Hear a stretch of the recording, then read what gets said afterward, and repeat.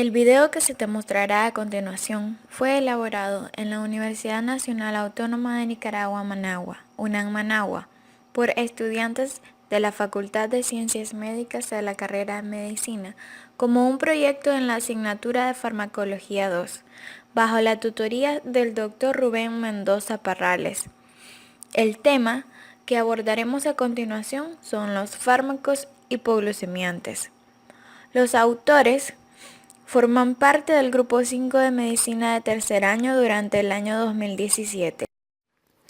La diabetes mellitus es un trastorno del metabolismo de hidrocarbonatos caracterizados por hiperglucemia crónica, aunque también se afecta el metabolismo lipídico y proteico. Este trastorno subyace del déficit en la secreción y/o la actividad de la insulina, que puede estar condicionado tanto por factores genéticos como por diversas circunstancias particulares en cada paciente, como autoinmunidad, obesidad, gestación, tóxicos, etc. El trastorno metabólico predispone al desarrollo de complicaciones vasculares específicas e inespecíficas. Las específicas son retinopatía, nefropatía y neuropatía. Dentro de las inespecíficas tenemos arteriopatías, cardiopatía isquémica, accidentes cerebrovasculares.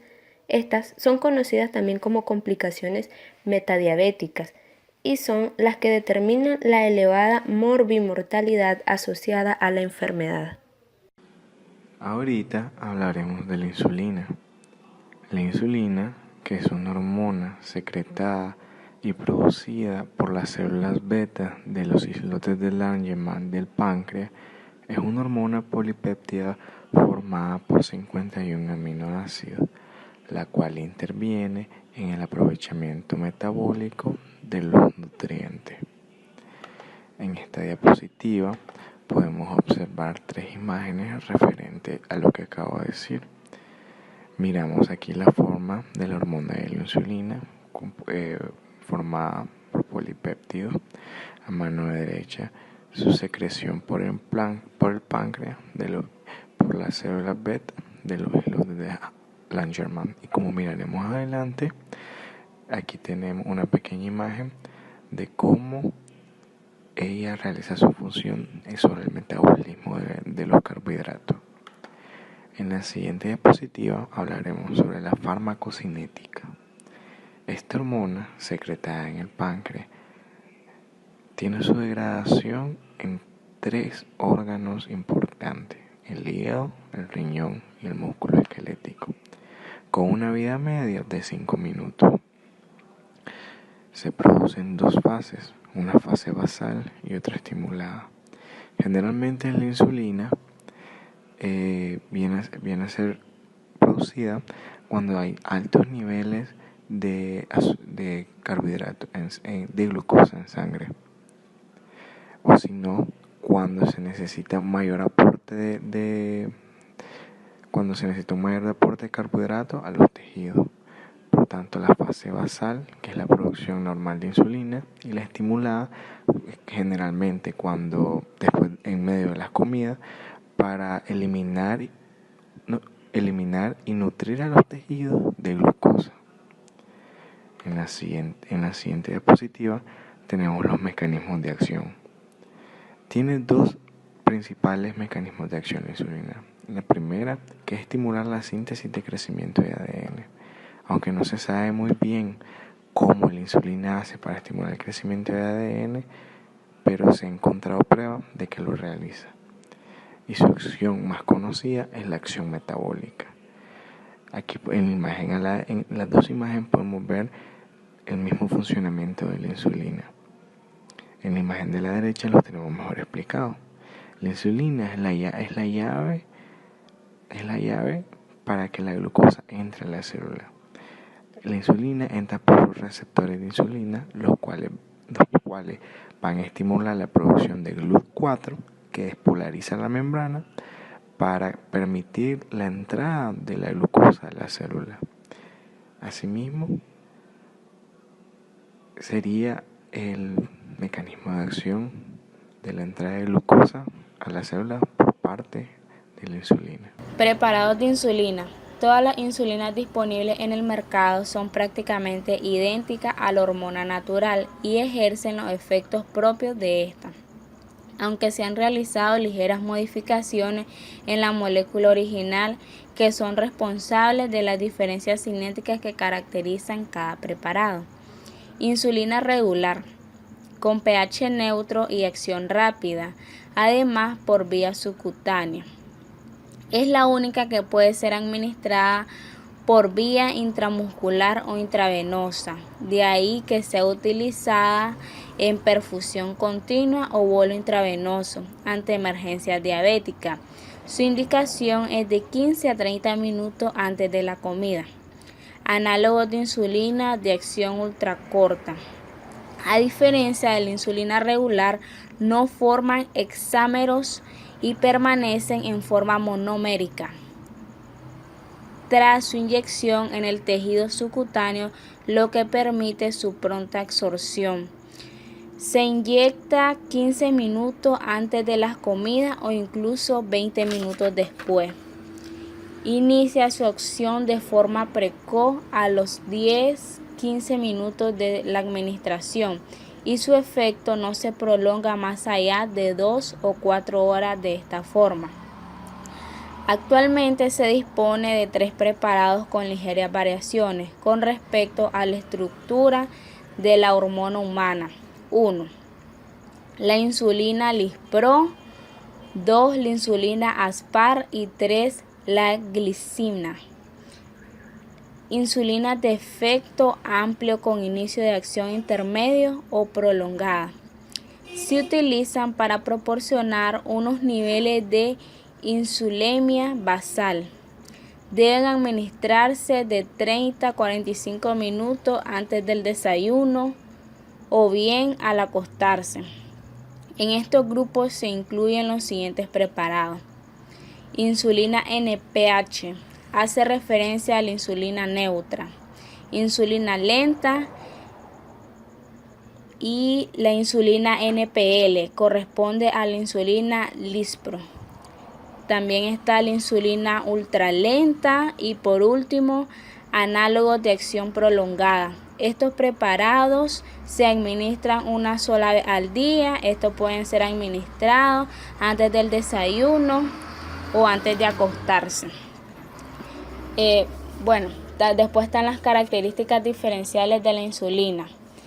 Están los tipos de insulina que están en efecto breve, que está la acción ultracorta, que ahí se encuentra la insulina Lispro, que tiene un inicio de acción de 10 a 15 minutos, una concentración máxima de 30 a 60 minutos y la duración del efecto es de 2 o 4 horas. Luego está la insulina Aspar, que tiene un inicio de acción de 10 a 15 minutos, concentración máxima de 30 a 60 minutos y su duración del efecto es de 2 o 4 horas. Luego está la insulina glicina con un inicio de acción de 10 a 15 minutos, una concentración máxima de 30 a 60 minutos y una duración del efecto de 2 o 4 horas. Está la de acción rápida, que está la regular con un inicio de acción de 30 a 60 minutos, una concentración máxima de 2 o 4 horas y la duración del efecto es de 6 a 8 horas.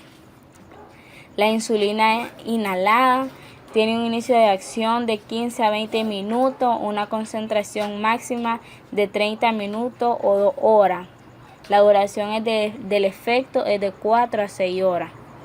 Está la insulina de efecto amplio. Está la acción intermedia, que está en la insulina NPH, de un inicio de acción de 1 a 2 horas. La concentración máxima es de 4 a 8 horas y la duración del efecto es de 12 a 22 horas. La insulina lenta, un inicio de acción de 2 a 4 horas, una concentración máxima de 7 a 10 horas. La duración del efecto es de 14 a 24 horas. La insulina NPL, un inicio de acción de 3 horas, la concentración máxima es de 6 a 10 horas y la duración del efecto de 12 a 18 horas. Están las insulinas de acción prolongada. Están las insulinas ultralenta que tienen un inicio de acción de 3 a 4 horas, la concentración máxima de 10 a 16 horas y la duración del efecto es de 26 a 30 horas. Está la insulina glargina, un inicio de acción de 4 a 5 horas y la duración del efecto es de 24 horas. Y la insulina detemir, que tiene un inicio de acción de 2 a 4 horas y la duración del efecto es de 20 horas. Indicaciones terapéuticas. El tratamiento con insulina tiene unas indicaciones definitivas, como la diabetes mellitus de tipo 1 y otras relativas o transitorias. Asimismo, se emplea en situaciones en que esté formalmente contraindicado el uso de hipoglucemiantes orales. Indicaciones del tratamiento con insulina. Tenemos las definitivas y las transitorias. En las definitivas están la diabetes de tipo 1 y la diabetes de tipo 2. También está la cetoacidosis diabética, la coma hiperosmolar no cetóxico, diabetes secundaria e enfermedad pancreática. En las transitorias están la diabetes gestacional, diabetes de tipo 2 en situación de gestión o lactancia, enfermedad febril, traumatismo grave, enfermedad aguda, en caso de infarto de miocardio y en un ACV, y tratamiento esteroideo. Factores determinantes de la absorción. Está el lugar de inyección, tasa de absorción, profundidad de la inyección, especie de origen de la hormona y mezcla de diferentes tipos de insulina. Indicaciones del tratamiento con insulina. Este tratamiento se indica en casos de diabetes mellitus tipo 1 y diabetes mellitus tipo 2, en caso de fracaso de fármacos orales para conseguir un buen control glucémico, contraindicaciones generales para los hipoglucemiantes orales y en complicaciones metadiabéticas con cifras elevadas de hemoglobina glucosilada. Ante complicaciones hiperglucemiantes agudas de la diabetes, como cetoacidosis diabética, coma hiperosmolar no cetóxico y diabetes secundaria a enfermedad pancreática. En régimen de la insulinoterapia tenemos insulinoterapia intensiva. Se orienta en casi todos los pacientes con diabetes mellitus tipo 1. La necesidad diaria total en unidades de insulina es igual al peso de la persona en libras dividido entre 4, o en el caso de kilogramos, el peso del individuo multiplicado por 0.55. En promedio, la mitad de la dosis total diaria cubre las necesidades basales de la hormona y en el resto abarca las necesidades durante las comidas. Y tenemos la insulinoterapia ordinaria. Se utiliza en pacientes con diabetes mellitus tipo 2 y este régimen varía desde una inyección al día a varias en 24 horas y con el uso de insulina intermedia de larga acción o con insulinas de acción breve o rápida en formas premezcladas. Esquemas de insulina para adultos. La primera alternativa, esquema de 2 dosis. Una inyección subcutánea de insulina NPH antes del desayuno, 2/3 de la dosis total de insulina, y luego a las 9 y 11 pm, que es 1/3 de la dosis total de la insulina. Este esquema es el más recomendado. Se aconseja usar la insulina a la hora de acostarse y no a la hora de cenar. Permite un mejor control en pacientes con diabetes mellitus tipo 1. En otros esquemas tenemos esquema de una sola dosis, que es una inyección subcutánea de insulina NPH que puede combinarse o no con insulina rápida en una dosis matutina o nocturna subcutánea. También es posible utilizar una sola dosis de insulina de acción prolongada. Los análogos de acción prolongada no deben combinarse con los demás de acción corta o rápida. Este esquema solo es eficaz durante periodos cortos de tiempo. Cuando hay una secreción residual de insulina sustancial, puede usarse en los pacientes que estén compensados y de diagnóstico reciente. En algunos casos se usan en combinación con hipoglucemiantes orales. También tenemos el esquema de 3 dosis.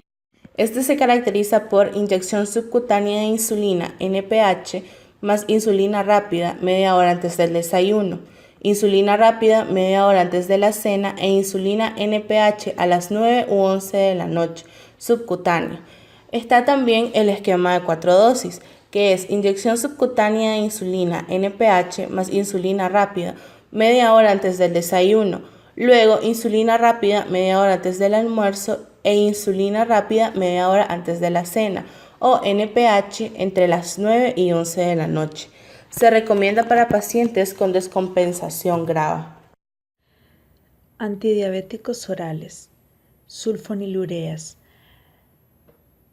Son fármacos cuya acción principal es aumentar la liberación de insulina por el páncreas a través de dos mecanismos, disminuyendo las concentraciones de glucagón sérico y el cierre de los conductos del potasio en tejido extrapancreático. Existen dos generaciones de sulfonilureas. En la primera generación encontramos tolbutamida, cloropropamida y tolasamida. Y en la segunda generación encontramos glibenclamida y glipizida. Las sulfonilureas ejercen su efecto estimulante sobre la secreción de insulina mediante su unión a un receptor de la membrana, cuyo nombre es receptor de sulfonilureas. Esto lo que realiza es un bloqueo de los canales de potasio en las células beta y estimula los efectos de la glucosa sobre la secreción de insulina. Regulación del canal de potasio por la glucosa. La glucosa inicia la secreción de insulina con el aumento de la entrada de calcio a través de los canales dependientes de voltaje localizados en la membrana plasmática. La apertura y el cierre de estos canales están determinados por el potencial de membrana en las células beta, regulada a su vez por el canal de potasio. Cuando la célula beta no está estimulada, los canales de potasio están abiertos y el movimiento de los iones potasio a través de ellos produce un potencial de membrana negativo. Cuando la concentración de glucosa aumenta, esta es captada por la célula y metabolizada. El ATP precedente del metabolismo es el responsable del cierre de los canales de potasio. La reducción de la permeabilidad al potasio en la célula beta despolariza la membrana plasmática y abre los canales de calcio dependientes de voltaje, con lo cual aumenta la concentración de calcio intracelular y se induce la secreción de insulina. Acciones extrapancreáticas. Pueden elevar los niveles de insulina al reducir el aclaramiento hepático de la hormona. Además, pueden tener acciones metabólicas como la facilitación de la captación y utilización de la glucosa, la estimulación de la lipogénesis y la glucogénesis e inhibición de la gluconeogénesis. Farmacocinética. Las sulfonilureas se absorben bien por vía oral. La mayoría de ellas alcanza concentraciones plasmáticas máximas hasta de 2 a 4 horas. Se unen a proteínas plasmáticas, sobre todo a la albúmina, en un porcentaje del 90 al 99%. Los preparados de primera generación son aproximadamente 100 veces menos potentes que los de segunda generación. Los de segunda generación tienen semivida breve, entre 3 y 5 horas, y ejercen su efecto hipoglucemiante durante 12 a 24 horas, lo que permite en muchos casos una sola administración al día. Las sulfonilureas se metabolizan en el hígado y se eliminan por la orina y en menor proporción por la bilis, por lo cual deben manejarse con precaución en pacientes que padezcan insuficiencia hepática y o renal. Estos fármacos atraviesan la placenta, por lo que estimulan las células beta del islote fetal y causan una grave hipoglucemia, por tanto están contraindicados en la gestación. Posología. Al iniciar el tratamiento con sulfonilureas, deben prescribirse la mínima dosis efectiva e incrementarla progresivamente cada 2 semanas, hasta alcanzar un control glucémico óptimo. Se administran por vía oral, preferentemente 15 a 30 minutos antes de la comida, y repartiendo la dosis diaria total para mantener niveles de glucemia aceptables. Las sulfonilureas son de primera elección en la diabetes mellitus tipo 2 sin obesidad, en la que el principal problema fisiopatológico es el deterioro en la secreción de insulina. Además, se utilizan cuando la dieta, el ejercicio físico, la reducción de peso, los agentes no insulinotrópicos por sí solos sean insuficientes para controlar la glicemia. En la diabetes mellitus tipo 2 con obesidad, en la que el hecho fisiopatológico característico es la insulinoresistencia, es necesario asociar la hipoglucemia antes que favorezcan la utilización periférica de la glucosa, por ejemplo, los fármacos biguanidas. Efectos adversos. La hipoglucemia es la complicación más frecuente, que se verá favorecida en caso de las interacciones medicamentosas con fármacos que potencian los efectos de las sulfonilureas. Manifestaciones por hipersensibilidad de tipo cutáneo, por ejemplo, exantema, prurito, fotosensibilidad, eritema nudoso, eritema multiforme, púrpura. Facilitan la aparición de afecciones cardiovasculares. De manera especial, cloropropamida se relaciona con hiponatremia por secreciones inapropiadas de la hormona antidiurética. Glipizida se relaciona con manifestaciones digestivas, entre ellas epigastralgias, pirosis, náuseas, vómito, y glimepirida se relaciona con la púrpura trombocitopénica. Interacciones farmacológicas pueden ser potenciando o antagonizando. Entonces, la potenciación que aumenta la actividad hipoglucemiante tenemos incrementar la fracción libre al desplazarla de proteínas plasmáticas, por ejemplo con los salicilatos, inhibiendo su biotransformación hepática, por ejemplo con los antihistamínicos anti-H2, reduciendo su excreción urinaria con los salicilatos, interacción farmacodinámica con etanolol, salicilatos y bloqueantes beta. Antagonismo al disminuir su actividad hipoglucemiante mediante la supresión de la secreción insulínica por las células beta. Tenemos la furosemida y fenitoína. Interfiere con la insulina liberada, por ejemplo con los corticoides, estrógenos simpático-miméticos, e induciendo enzimáticamente su metabolismo hepático, por ejemplo etanol, barbitúricos y rifampicina. La repaglinida es un secretagogo oral de insulina del grupo de las metaglinidas, es derivado del ácido benzoico sin relación estructural con las sulfonilureas. La repaglinida se metaboliza principalmente en el hígado, a derivado inactivo. Este fármaco debe utilizarse con precaución en individuos con insuficiencia hepática.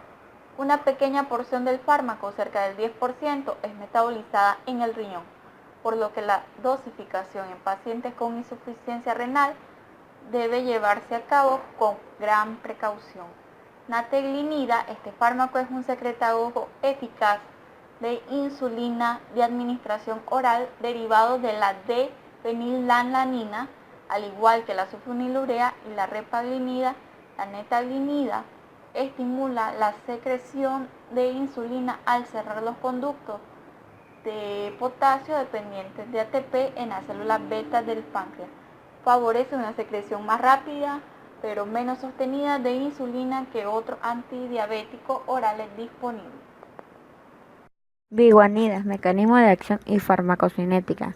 Para describir el mecanismo de acción debemos diferenciar sus efectos antibióticos y los que se han encontrado en otras vías metabólicas.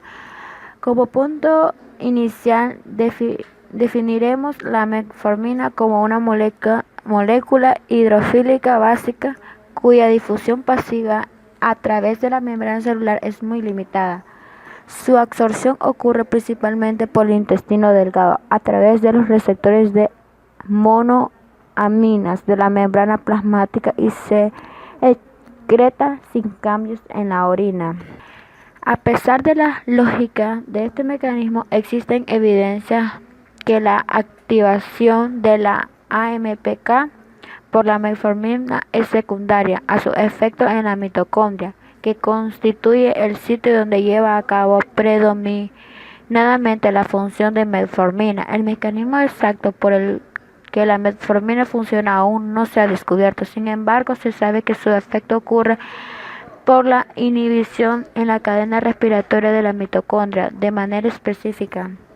en el ejemplo 1 sin afectar a las demás complejos. Esto induce a la disminución en oxidación de NADH del paso de los protones a través de la membrana interna de la mitocondria y del índice de consumo de oxígeno. Todo esto lleva a la reducción del gradiente de protones y por último a la regulación a la baja de la síntesis de ATP a partir de ADP y PI.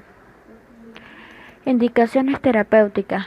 Diabetes mellitus tipo 2 que no sea controlado solo con dieta y ejercicio se considera fármaco de elección en diabetes 2 con sobrepeso u obesidad. En el último consenso ADA, Grupo Europeo, así como en las guías inglesas, se considera el fármaco de inicio en todo diabetes 2, incluyendo no obeso.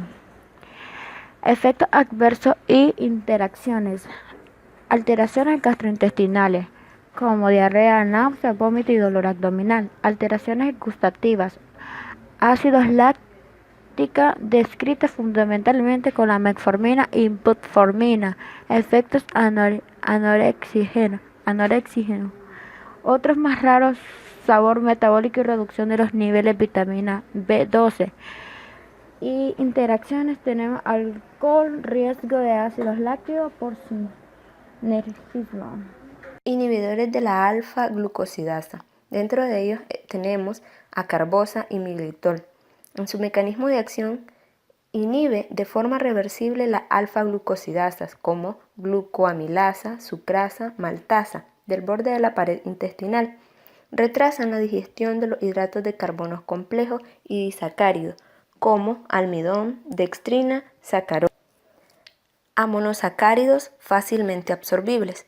Al retrasar la digestión de los hidratos de carbono, permiten que el material no digerido pase al intestino grueso, donde fermenta causando flatulencias y diarrea. Como la entrada de glucosa en la circulación sistémica está enlentecida, las células beta que se encuentran en mejores condiciones de responder liberando insulina frente a una concentración de glucosa menos elevada. Por lo tanto, estas moléculas no afectan la glucemia basal, pero sí disminuyen el incremento postprandial y estas no afectan los niveles de lípidos. En su farmacocinética tenemos que la acarbosa prácticamente no se absorbe y es degradada por las bacterias intestinales. Los productos de degradación se eliminan por riñón y el resto de las heces. En cambio, el miglitol se absorbe bien, no sufre metabolización y se elimina por vía renal. Su semivida es de 2 a 3 horas. Sus niveles plasmáticos aumentan si hay insuficiencia renal. Además, el miglitol se excreta por la leche materna, por lo cual está contraindicado durante la lactancia. Dentro de su posología tenemos que se administra siempre al iniciar la ingesta y se reparte las dosis diarias entre las 3 comidas principales, es decir, cada 8 horas, para mantener glucemias aceptables y evitar intolerancia al preparado. En sus indicaciones terapéuticas tenemos que está indicado en la diabetes mellitus tipo 2, que no se controla con dietas ni ejercicios, asociado a otros hipoglucemiantes. Estas son útiles en los pacientes con hiperglucemia postprandial intensa. En sus efectos adversos puede provocar flatulencia, meteorismo al iniciar el tratamiento, en ocasiones con dolor abdominal y diarrea, que se acentúan con la ingesta de legumbres. Estos efectos se reducen titulando la dosis lenta y progresivamente, así como el uso continuado. Glitazonas. Glitazonas en uso. Tenemos la troglitazona. Fue la primera tiazolidindiona comercializada, pero sus graves efectos adversos, como insuficiencia hepática aguda grave y mortal, motivaron su retirada del mercado. Rosiglitazona y pioglitazona son las usadas actualmente. Parte de las acciones de estos fármacos requieren la presencia de insulinas y otros insulinodependientes, ya que estos son agonistas del receptor nuclear activado por el proliferador de peroxisomas o conocido como PPAR-gamma. Acciones farmacológicas de las glitazonas. Estas reducen la glucemia basal y postprandial al estimular la captación periférica de glucosa, inhibir la gluconeogénesis hepática y estimular la acumulación de glucógeno. Incrementan la síntesis de GLUT4 y su translocación a la membrana, tanto en el adipocito como en el músculo, facilitando el transporte del azúcar. La pioglitazona ejerce acciones interesantes en el metabolismo lipídico, ya que reduce los niveles de colesterol, LDL, colesterol y triglicéridos e incrementa los de HDL, colesterol. Esta glitazona limita la proliferación de la fibra muscular lisa vascular y la proliferación de la neoíntima al estimular la apoptosis. Mecanismo de acción. Estos fármacos son agonistas del PPAR-gamma. Ellos difunden libremente en las células para unirse al receptor, preferentemente en los adipocitos, pero también en el músculo y el hígado. Estos fármacos se combinan con heterodímeros formados por el PPAR-gamma y el RXR o ácido retinoico, favoreciendo la liberación del complejo de correpresores y la asociación con un complejo de coactivadores con actividad histona acetilasa, la cual induce un cambio conformacional en la estructura del nucleosoma que permite mejor accesibilidad de los genes promotores, iniciándose la transcripción. Las glitazonas inducen la expresión de genes que participan en las acciones de la insulina, como GLUT4, CAP, FAP, AP2, acetil-CoA sintetasa de ácidos grasos y LPL. La rosiglitazona y la pioglitazona se comportan como agonistas verdaderos. Las glitazonas aumentan los niveles de HDL y LDL, aunque esto lo hace en menor cuantía la pioglitazona. Como consecuencia de su acción adipogénica, producen aumento de peso. Farmacocinética. La rosiglitazona y la pioglitazona se absorben bien por vía oral. La rosiglitazona tiene una biodisponibilidad del 99% y su efecto hipoglucemiante se constata a las 2 semanas de iniciar el tratamiento. Se une de manera muy elevada a proteínas plasmáticas, especialmente a la albúmina. Se metaboliza ampliamente por el CYP2C8 a través de rutas de N-desmetilación e hidroxilación. No es necesario reajustar su dosificación en presencia de enfermedad renal, pero sí evitar su prescripción en el paciente con afección hepática. No debe emplearse en la madre lactante. La pioglitazona sufre metabolización hepática por el CYP3A4, genera metabolitos activos que pueden eliminarse por el hígado, se une a las proteínas plasmáticas en más de un 90%. Indicaciones terapéuticas.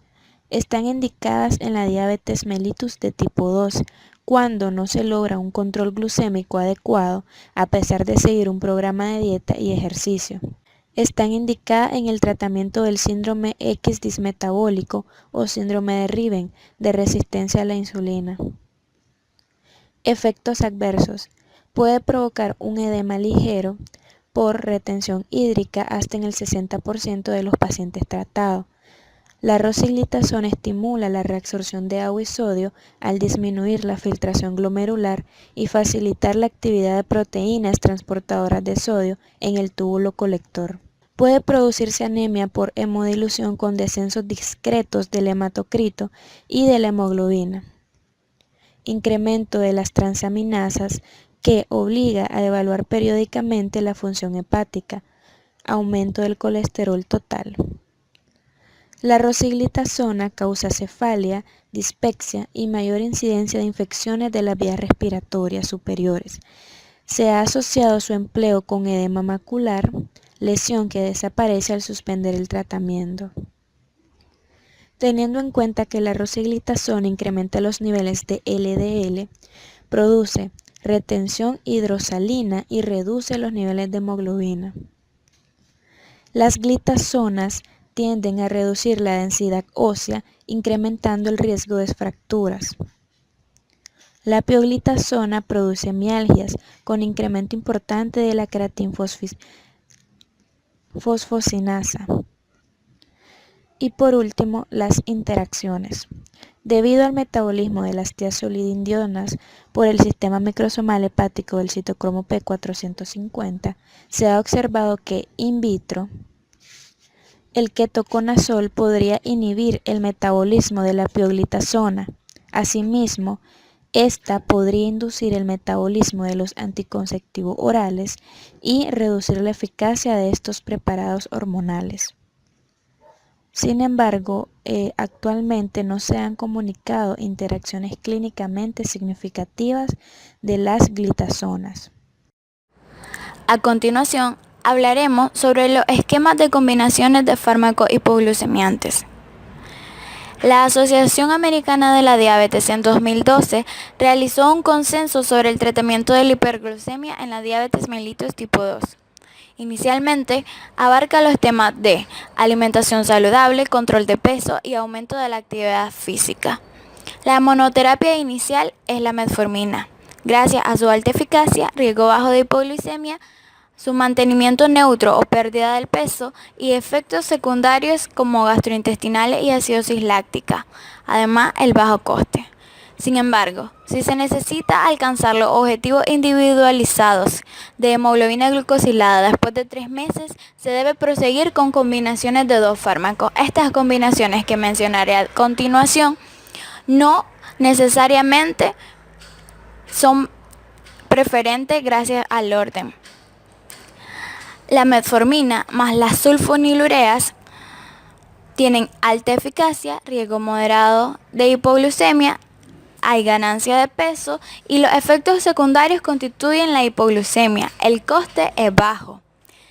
La combinación de metformina con una tiazolidindiona nos da una alta eficacia, un riesgo bajo de hipoglucemia, la ganancia de peso y efectos secundarios como edema y la insuficiencia cardíaca. Los costes, sin embargo, son altos. Si combinamos la metformina con un inhibidor de la dipeptidilpeptidasa 4, tendremos eficacia intermedia, un riesgo bajo de hipoglucemia, el peso se mantendría neutro, los efectos secundarios son raros, pero los costes son altos. Si combinamos metformina con un agonista del receptor del péptido similar al glucagón del tipo 1, tendríamos alta eficacia, riesgo bajo de hipoglucemia, pérdida de peso, efectos secundarios gastrointestinales y el coste sería alto. Y finalmente, combinamos metformina con insulina, por lo general basal. Tiene la más alta eficacia, pero un riesgo alto de hipoglucemia.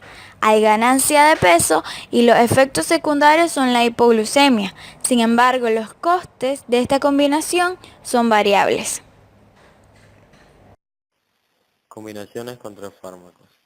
Si se necesita alcanzar la diana individual en la prueba de hemoglobina glicosilada después de unos 3 meses, se pasa a una combinación contra fármacos.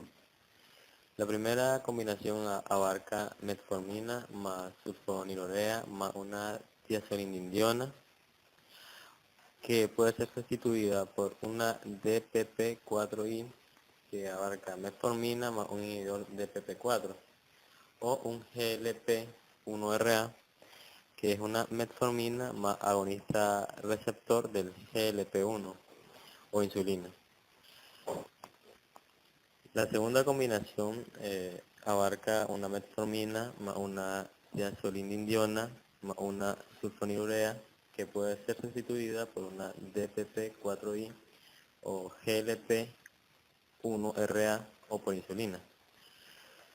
Tercera combinación, metformina más inhibidor del DPP-4 más una sulfonilurea que puede ser sustituida por una tiazolidindiona o insulina.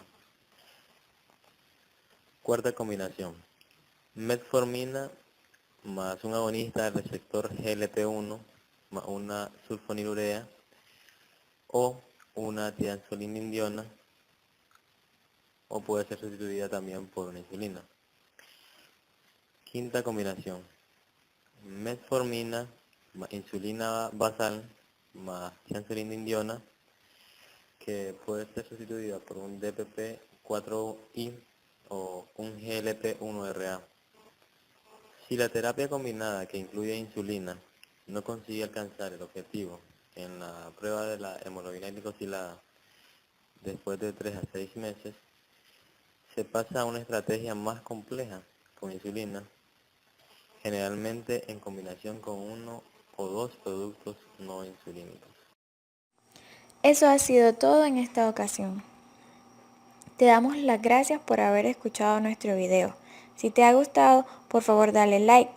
Si no te has suscrito a nuestro canal, dale suscribir y compártelo con tus amigos. Sería de gran ayuda para nosotros. No olvides que nuestra página está siendo actualizada frecuentemente. Activa las notificaciones para recibir más de nuestros videos.